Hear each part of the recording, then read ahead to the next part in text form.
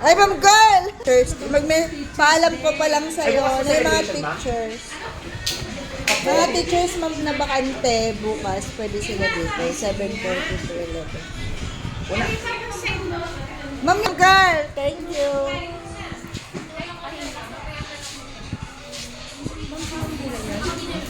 Ma'am? Ano siya? Yung? Okay? Nagkapagkwenta mo yung gabi. Ano, yung nakausap siya. Siya? About sa lilipat niya dito. Samahan. Oh. Mamaya, lunch pa naman kasi. Ano oras mo? After lunch. Sabi ko after lunch ko sa bahay. Sana may magbigay ng 1 or gifts. Sa ma'am sa senior mamaya?